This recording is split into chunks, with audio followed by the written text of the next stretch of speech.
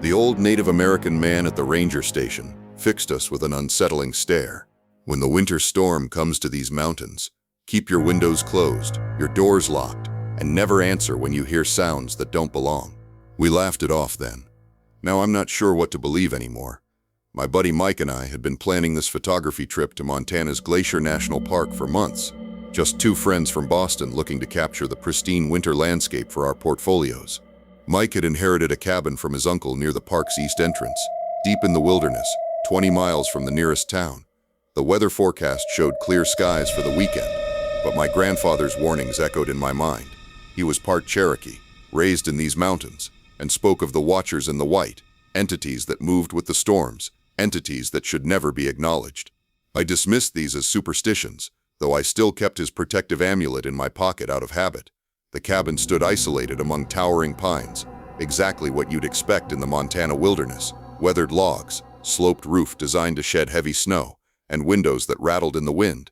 Inside, the pine walls creaked with cold, and each breath created clouds of vapor despite the wood stove's efforts. The air carried the sharp scent of burning pine mixed with that metallic smell, unique to extreme cold. On our second day, while reviewing our photos from the morning hike, Mike's weather app lit up with an emergency alert. A severe winter storm was approaching, completely unexpected by local forecasters. The temperature would drop 30 degrees in hours, with snowfall measured in feet, not inches. Something cold settled in my stomach as I watched Mike's face pale. Without speaking, he headed outside to gather extra firewood from the shed. Through the window, I noticed him pause at the forest's edge, staring into the darkening tree line as if seeing something among the shadows. When he returned, his hands trembled slightly as he stacked the logs beside the stove. "Storm's coming faster than they said," he muttered, eyes darting to the windows where the first heavy snowflakes had begun to fall. "We should be ready for at least 3 days stuck here." By nightfall, the world outside had disappeared into swirling white darkness. The wind howled around the cabin's corners, finding every crack and crevice, creating an eerie, almost musical moaning. The temperature plummeted so rapidly that frost patterns formed on the inside of the windows despite the roaring fire.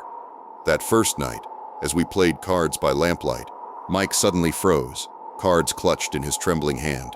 His eyes widened as he tilted his head, listening intently. "What?" I asked, feeling a chill that had nothing to do with the temperature. "You don't hear that?" he whispered, voice hoarse. I strained to hear anything beyond the storm's constant roar. At first, there was nothing but wind and the crackle of burning wood. Then, faintly, I caught it, a sound like fingernails dragging slowly across the outside of the cabin. Not random like tree branches, but deliberate, methodical. "Probably just ice forming," I said, not believing it myself.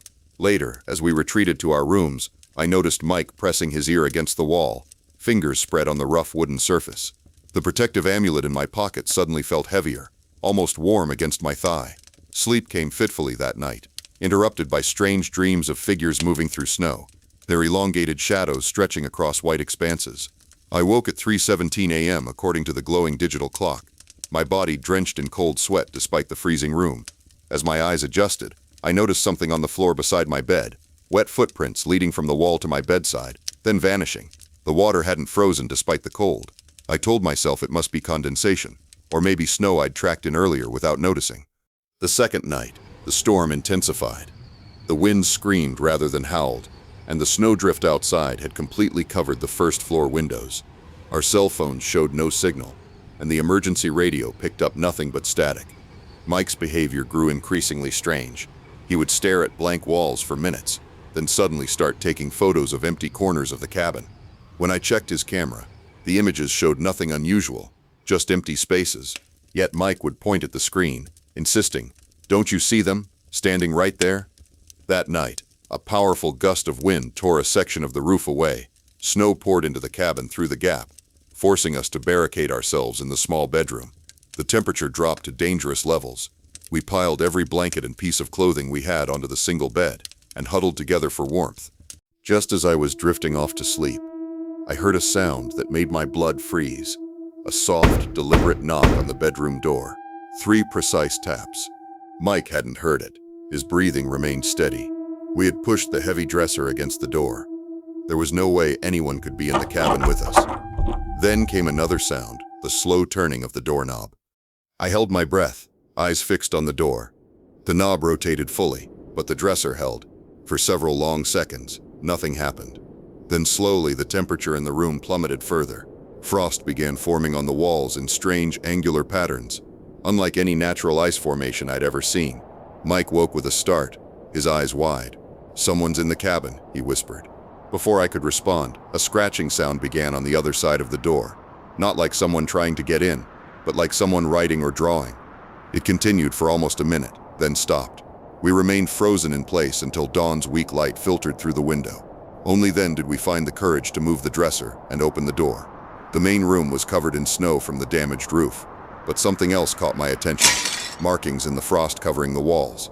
Not random patterns, but deliberate symbols similar to those on my grandfather's amulet. Circles within circles, angular lines, and strange elongated figures that seemed to dance across the ice. Mike stared at them, transfixed. "They're beautiful," he murmured, reaching out to touch one. "Don't," I said sharply, grabbing his wrist. The symbols made me deeply uneasy, though I couldn't explain why. That day, we tried to repair the roof as best we could, working in the bitter cold. The storm showed no signs of letting up. If anything, it seemed to intensify whenever we made progress on the repairs, as if deliberately working against us. By afternoon, Mike's behavior had become truly concerning. He kept wandering outside without proper gear, standing in the snowdrifts and staring at the tree line. Each time I dragged him back inside, he seemed confused, insisting he'd heard someone calling him. "There's nobody out there, Mike," I told him, brushing snow from his shoulders. "It's just the wind." "Not the wind," he said, his eyes unfocused. "They're singing. Can't you hear how beautiful it is?" That night, I woke to find Mike gone from the bedroom. Panicked, I searched the cabin, finally spotting him through the window. He stood knee-deep in snow in the clearing before the cabin, wearing only his pajamas, arms outstretched toward the storm. I rushed outside to get him, fighting through the heavy snow. The cold hit like physical pain, the wind driving ice particles that cut like tiny knives. When I reached him, his skin was blue-white, but he didn't seem to feel the cold. "Mike, you'll freeze to death," I shouted over the wind, tugging at his arm. He turned to me, smiling serenely. "They want to show us something," he said. "In the trees, something wonderful." I managed to drag him back inside, wrapping him in blankets and rubbing his limbs to restore circulation. He fought me at first, then suddenly went limp, falling into a deep sleep. I stayed awake, watching him breathe, terrified he'd try to go outside again. The radio crackled to life around dawn, reporting that the storm would break by afternoon. Search and rescue teams would be checking isolated cabins as soon as conditions allowed. Mike woke looking confused but normal, no mention of voices or singing. When I told him about his nighttime excursion, he had no memory of it. The frost symbols had melted, leaving no evidence. When the Rangers finally reached us that evening, they found nothing unusual beyond storm damage. They helped us pack our things and escorted us back to civilization. The lead ranger, though, gave Mike a long, appraising look. "Been in these mountains long, son?" he asked. When Mike nodded, the ranger just sighed. "Some folks feel the mountains differently," he said, glancing at me. Back in Boston, weeks later, we developed our photographs from the trip. Most were normal: landscapes, wildlife, the cabin. But the last one, taken the night before the storm hit, showed something neither of us remembered capturing: a perfect circle of tall, slender figures standing in the snow around the cabin, their elongated forms barely distinguishable from the trees behind them, all facing inward, watching. Mike laughed it off as a strange light effect or double exposure. But sometimes, when it snows in Boston, I catch him staring out the window with that same serene expression, listening for something I can't hear.